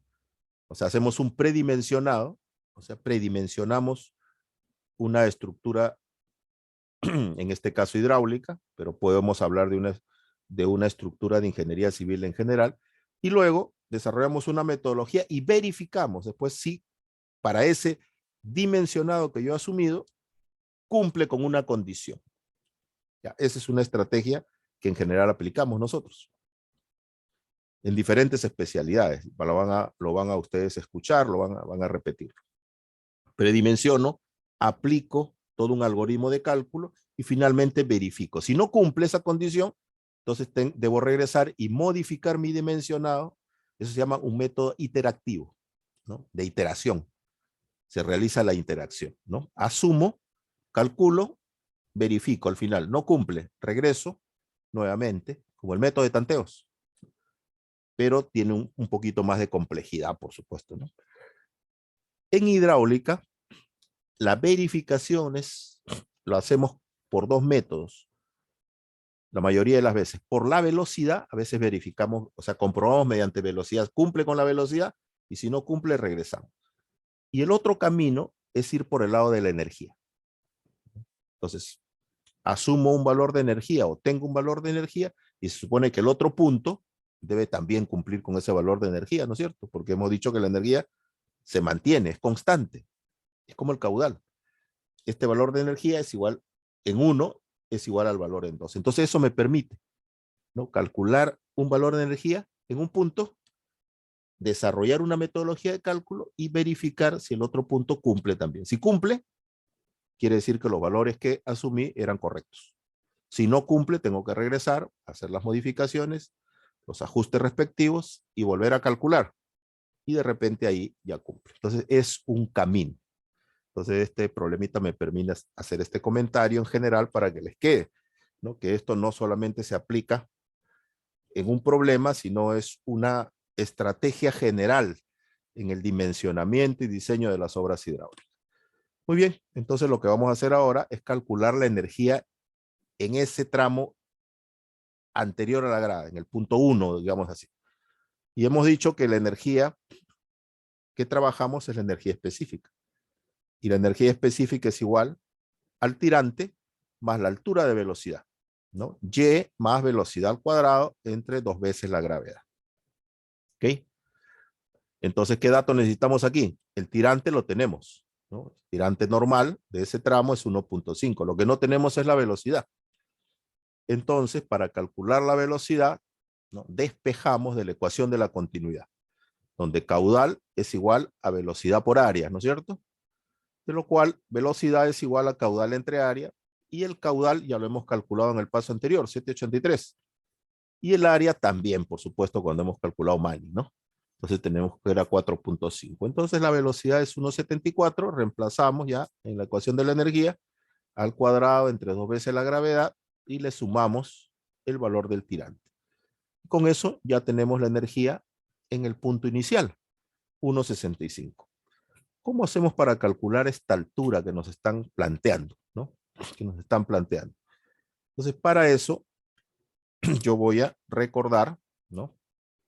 Recordar, en primer lugar, ¿no? Voy a recordar la ecuación de la energía. La energía en el punto, ¿recuerdan ustedes el gráfico? Donde se produce el tirante crítico, se produce la energía mínima, ¿no? Eso es lo que dice la teoría, ¿no es cierto? Donde se produce el tirante, y a mí me piden, ¿cuál es esta altura para que acá se produzca el tirante crítico? Quiere decir que en esa sección se está produciendo la energía mínima. ¿Ok? Entonces, la energía total o la energía anterior va a ser igual, ¿no? A la energía mínima más esa altura de la protuberancia. Para poder igualar, entonces 1 con 2, no me basta con sumar la energía mínima, sino también hay que sumar la altura de la protuberancia, que esta yo le voy a llamar X. Por lo tanto, X será la diferencia entre la energía total y la energía mínima. Y ahí sale la ecuación. Entonces lo que ahora correspondería sería calcular la energía mínima. Entonces para calcular la energía mínima yo obtengo varios caminos, ¿no es cierto? Puedo hacer el método gráfico o puedo utilizar también las fórmulas que hemos visto anteriormente. Y para una sección rectangular hemos dicho que la energía es igual a 3 medios del tirante crítico, o al revés, tirante crítico igual 2/3 de la energía mínima, ¿no? Bueno, en este caso la incógnita es la energía mínima, así que lo pongo en función del tirante crítico. Entonces, ¿por qué le llamo a esa energía mínima? Porque está en función del tirante crítico. Entonces, la energía que se calcula en función del tirante crítico es la energía mínima. Eso lo hemos visto en el gráfico. Entonces, ¿qué nos faltaría? El tirante crítico, ¿no? Para poder calcular. Y ya hemos explicado que uno de los procedimientos más sencillos es aplicar, ¿no?, esta ecuación directa, donde tirante crítico es 0.467 por el caudal unitario elevado a la 2/3. Ya lo hemos hecho anteriormente, entonces ya no vamos a repetir eso. Reemplazamos simplemente los datos y Q unitario es caudal entre B. Entonces obtenemos que el tirante crítico es 0.89, con ese 0.89 calculamos la energía mínima y finalmente, ¿no?, reemplazamos, ¿no?, en la energía menos la energía mínima y obtenemos la altura de esta grada. Esa es la altura para provocar el tirante crítico y por lo tanto la energía mínima. La altura, en todo caso, entonces diríamos que esa es la altura máxima, ¿no es cierto? Esa es la altura máxima. 0.315. Ahora, yo a propósito he colocado el gráfico al final, ¿ya? Para que ustedes se den cuenta que si hubiéramos hecho el gráfico antes, ¿no?, al inicio nomás del problema, se facilitarían muchas cosas, ¿no? Entonces, esa es mi recomendación. Cuando ustedes tengan un problema de este tipo, porque como este tipo hay cantidad de problemas, ¿ya? Es un problema típico este, donde nos piden provocar el tirante crítico, ¿no? Entonces, aunque a ustedes les parezca mentira, y algunos no lo llegan a veces a entender a la primera, ¿no? ¿Por qué? Porque el pensamiento común, ¿cuál es? Que si yo tengo un tirante de agua y yo coloco una altura, se supone de que el tirante va a elevarse, ¿no? Usted le coloca una altura, el pensamiento normal, ¿no?, de cualquier persona que no conoce hidráulica es que esa altura va a elevar el, eh, el tirante, ¿no? Si yo elevo el fondo, debe elevarse pues el tirante. Y eso sí se produce, pero en unas condiciones determinadas, ¿no? Cuando el flujo antes de la grada es súper crítico, ahí se produce esa elevación. Pero cuando el flujo es subcrítico, no. La altura lo que produce es la disminución del tirante. ¿Por qué? Porque la altura se puede uno colocar hasta que se produzca el tirante crítico.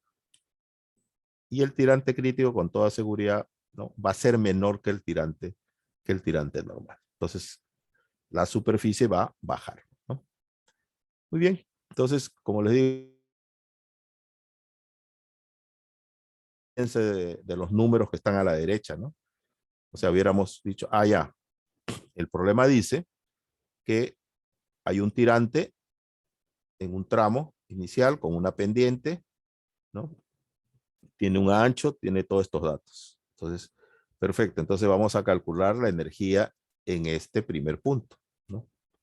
Para eso necesitamos el caudal, necesito la velocidad y ahí está la altura, ¿no? El tirante más la altura de velocidad. Listo, ya tengo el tirante. Y después ustedes, por la teoría que ahora ya saben, ¿no?,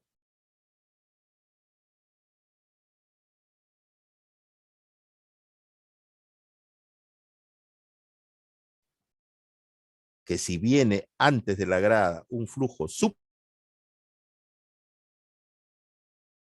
Entonces,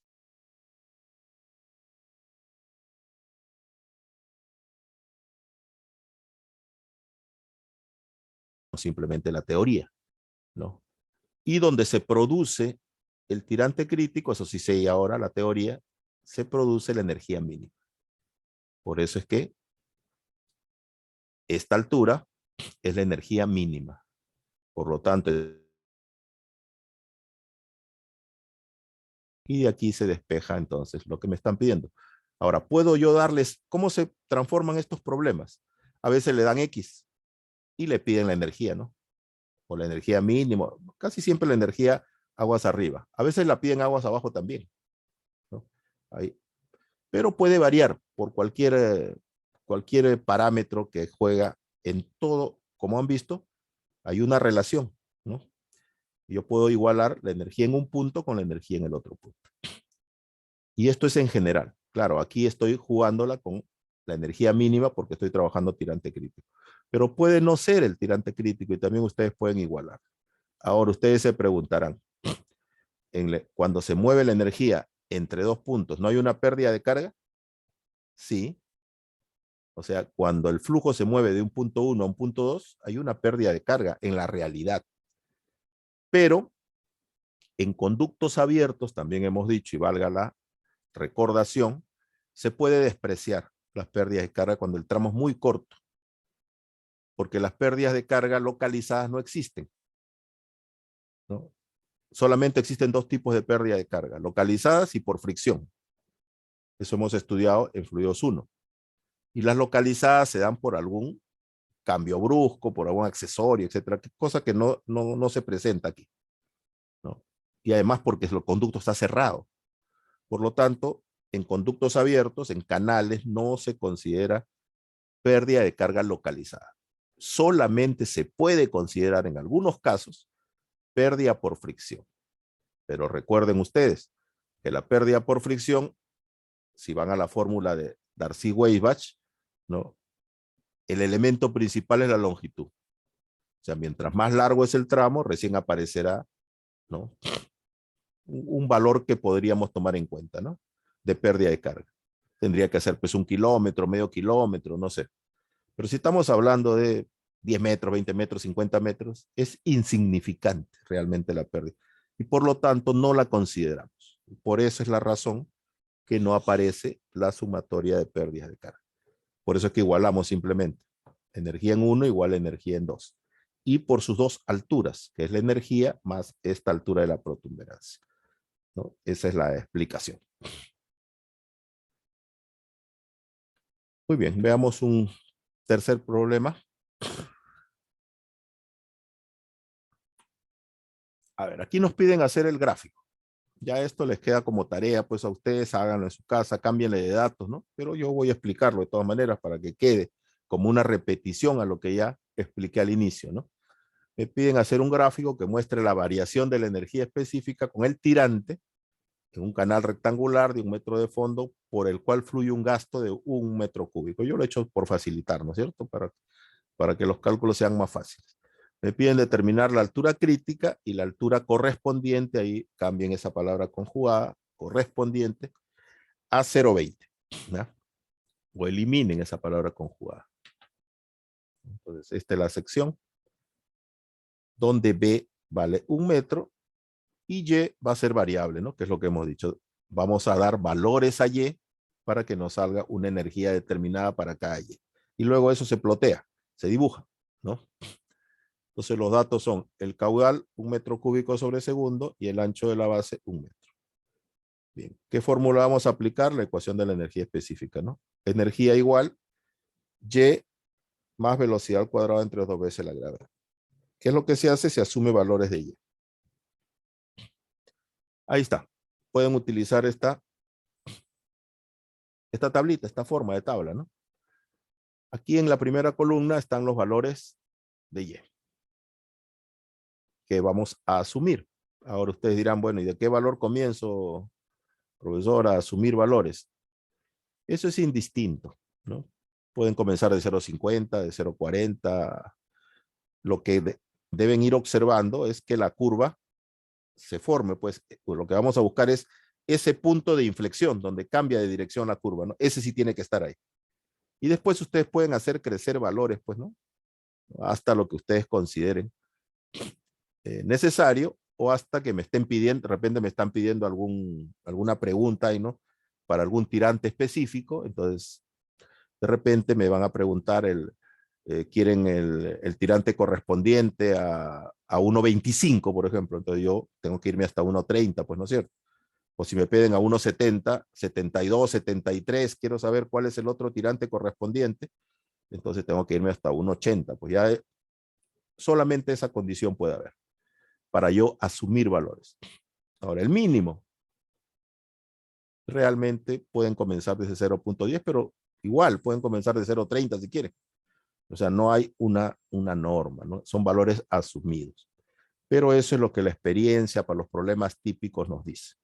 Bien, si yo conozco, si es una sección rectangular y yo tengo de dato que el ancho de la base es 1 metro, y si yo asumo el valor de y de 0.10, ¿puedo calcular el área?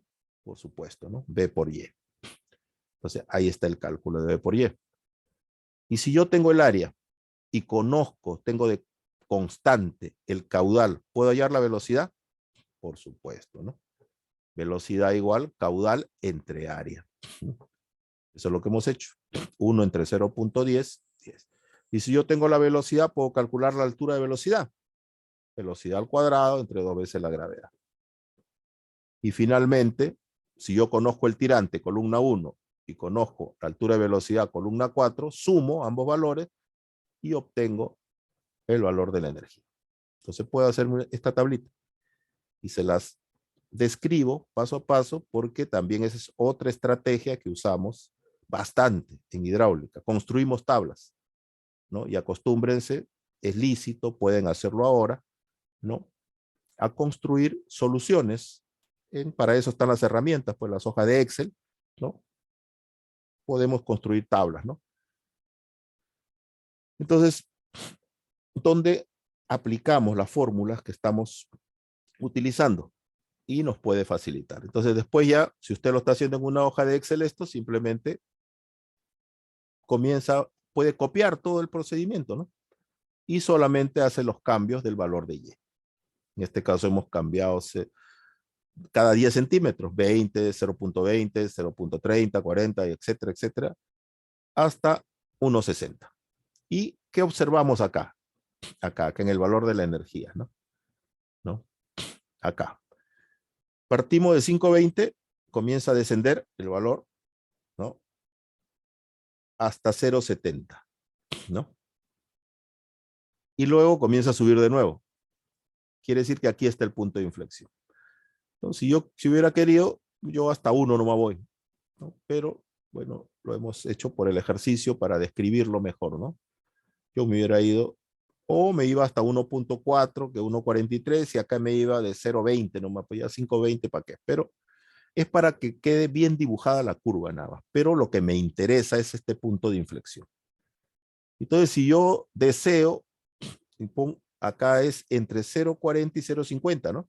Entonces le pongo 0.45 también y creo otro valor para tratar de ubicarlo, ¿no es cierto? Gráficamente mejor ese punto de inflexión. ¿Y por qué me interesa ese punto de inflexión?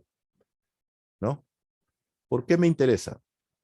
Porque ahí está la energía mínima, ¿no es cierto? Y ahí está el tirante crítico. Por lo tanto, yo estaría súper interesado en saber ese punto máximo, ¿no? Que da la vuelta, ¿no? Y entonces, esto es lo que me interesa, ¿no? Ya yo no lo he hecho a escala, por eso le digo, háganlo ustedes, encuentren ese valor. Mientras mejor ustedes incrementen más valores en esta región, mejor van a encontrar este tirante crítico, ¿no? Van a poder determinarlo exactamente. Y si no, utilizan papel milimetrado y bueno, también van a ubicar primero van a ubicar el punto de tangencia o el punto mínimo. O sea, el punto mínimo es el punto donde la curva retorna, ¿no? A veces hay varios, ¿no? A veces cuando uno hace el gráfico, entonces a veces confunde. Por eso es mejor Entonces, en ese momento, ustedes lo que hacen es incrementar puntos acá, ¿no? Aquí, en esta zona. En la zona del cambio, 0.41, algunos le ponen 0.41, 0.42, etcétera, ¿no? O sea, le va dando valores mayores, más valores, de tal manera de poder encontrar mejor ese punto de retorno, ¿no? Listo.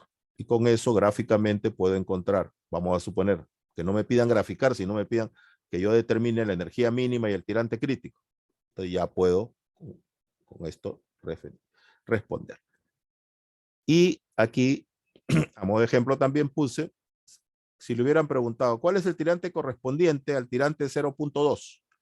Entonces ustedes ingresan en su gráfico escala, ¿no? Ubican en el eje de las Y el 0.2, trazan un horizontal, tocan la curva, se van hacia arriba, tocan nuevamente la curva, luego nuevamente retornan a la izquierda y ese sería el tirante correspondiente, ¿no? A este tirante. Aplicando el concepto teórico que hemos visto que para un solo valor de energía hay dos valores de tirantes correspondientes, ¿no? Uno en régimen supercrítico, cuando el tirante es menor que el tirante crítico, y otro en subcrítico, cuando el tirante es mayor que el tirante crítico. También me pueden preguntar cuánto es el valor de la energía para este valor de 0.2.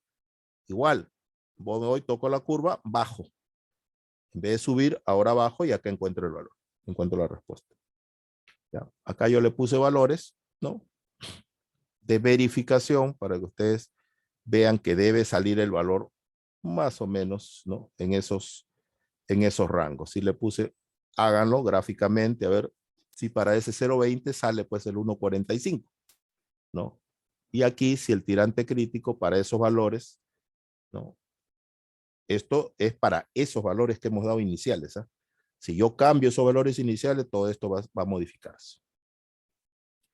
Muy bien. ¿Algunas preguntas que quieran hacer, por favor? Adelante. ¿Algún comentario? ¿Alguna consulta? ¿Cómo van con el trabajo? ¿Ya lo entregaron? ¿Todavía ya se cumplió la fecha? Sí,